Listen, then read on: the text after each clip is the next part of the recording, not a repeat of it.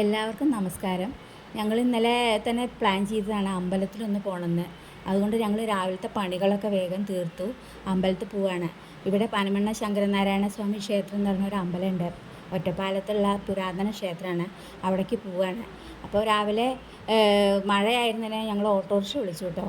അപ്പോൾ ഞങ്ങൾ വണ്ടിയിൽ ഇങ്ങനെ പോയിക്കൊണ്ടിരിക്കുകയാണ്. ഇതാ ഏകദേശം നമ്മൾ കുളത്തിൻ്റെ പക്കത്തെത്തി. ഇതാണ് പനമണ്ണ ക്ഷേത്രത്തിൻ്റെ കുളം. വിശാലമായ കുളമാണ് കേട്ടോ.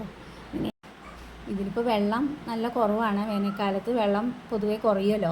മഴ വന്നാൽ നല്ല രസമാണ്. നിറഞ്ഞ് തുളുമ്പി തന്നെ നിൽക്കുന്നത് കാണാൻ നല്ല രസമാണ് കേട്ടോ. അപ്പം ഞങ്ങളിങ്ങനെ അമ്പലത്തിലേക്ക് എത്തി. ഇനി അമ്പലത്തിൽ കയറാൻ പോവുകയാണ്. അകത്ത് ഫോട്ടോസ് അലൗഡ് ആണോ എന്ന് അറിയില്ല. അവിടെ പുറത്ത് എഴുതി വെച്ചിട്ടൊക്കെ കാണാണ്ട്. എന്നാലും ഞങ്ങൾ അകത്ത് കയറിയിട്ട് നോക്കട്ടെ കേട്ടോ. ഇനി പുഷ്പാഞ്ജലിയൊക്കെ ചെയ്യണം. അപ്പോൾ ഇങ്ങനെ ഇതാ മോളും പേരക്കുട്ടിയാണ് ആ മുന്നിൽ പോണത്. അവരകത്തേക്ക് മുന്നേ പോയി. ഇനി ഞാൻ വഴിപാടൊക്കെ നടത്തി പെട്ടെന്ന് തൊഴുതിറങ്ങി. അകത്ത് ഫോട്ടോസൊന്നും അങ്ങനെ അലൗഡല്ല. ഇനി ഞങ്ങൾ പടിഞ്ഞാറൻ നടയിലേക്കാണ് പോണത് കേട്ടോ. അതിങ്ങനെ വളഞ്ഞു പോകണം. അമ്പലത്തിൻ്റെ സൈഡിൽ കൂടെ വളഞ്ഞു പോകണം.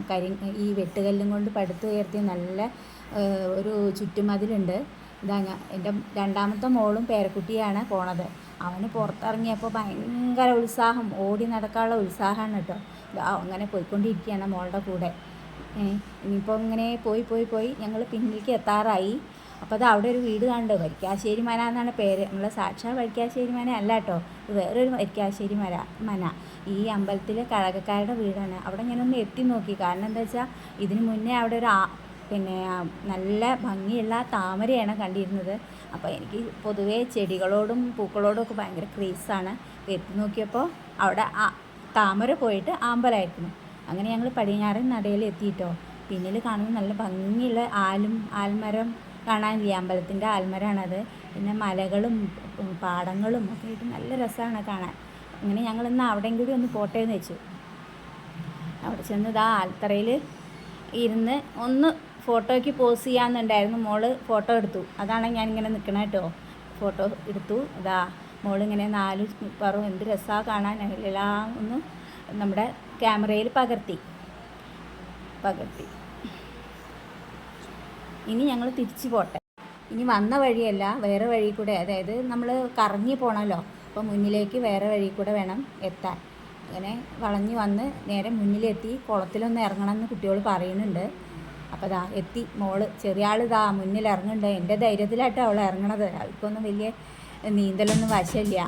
അപ്പം അങ്ങനെ ഇറങ്ങി. ഇവിടെ ഉത്സവമാണ് സാധാരണ നടക്കാറുള്ള. പൂരമല്ലല്ലോ, ഉത്സവമാണ്. ആ ഉത്സവത്തിന് 10ാം നാൾ ഇവിടെയാണ് തേവരെ കുളിപ്പിക്കുക. അത് വലിയ വിശേഷമാണ്. എല്ലാവർക്കും കാണുന്നത് പുണ്യമാണ് എന്നാണ് പറയാറുള്ളത്. അങ്ങനെ കുളത്തുനിന്ന് ഒരു ലേശം നേരം ഞങ്ങൾ അവിടെ സ്പെൻഡ് ചെയ്ത് അവിടെ നിന്ന് പോന്നു. വെയിലായി തുടങ്ങി. കണ്ണന് വെയിൽ വന്നാൽ വല്ല ജലദോഷം പിടിച്ചാലോ. അങ്ങനെ ഞങ്ങൾ വേഗം അവിടെ നിന്ന് പോന്നു. അങ്ങനെ കുറച്ച് ഓട്ടോയ്ക്ക് വിളിച്ചിട്ടുണ്ട്. ഓട്ടോ വന്നിട്ട് ഞങ്ങളതിൽ മടങ്ങിപ്പോരും. ഈ ചാനൽ നമ്മുടെ ഒരു പുതിയ തുടക്കമാണ്. അത് ഈ തേവരുടെ മുന്നിൽ നിന്ന് തന്നെ വീഡിയോ എടുക്കണമെന്ന് എനിക്ക് നല്ല നിർബന്ധമായിരുന്നു. അത് എല്ലാവരും കണ്ട് ഇഷ്ടപ്പെട്ടാൽ സപ്പോർട്ട് ചെയ്യണം കേട്ടോ. പിന്നെ നമ്മുടെ 90കളിലെ അമ്പലവും ഇപ്പോഴത്തെ അമ്പലവും തമ്മിലുള്ള വ്യത്യാസം കാണിക്കുന്ന ഒരു ക്ലിപ്പിംഗ് ഞാൻ ഇട്ടിട്ടുണ്ട്. അതുപോലെ മഴക്കാലത്തെ നമ്മുടെ ഒരു കുളത്തിൻ്റെ ഫോട്ടോയും ഞാൻ ഇട്ടിട്ടുണ്ട്. അതൊന്ന് കണ്ടു നോക്കൂ. പിന്നെ എല്ലാവരും നമ്മുടെ വീഡിയോ ഇഷ്ടപ്പെട്ടാൽ സബ്സ്ക്രൈബ് ചെയ്യാനും കമൻറ്റ് ചെയ്യാനും ഷെയർ ചെയ്യാനും ലൈക്ക് ചെയ്യാനും മറക്കരുതേ.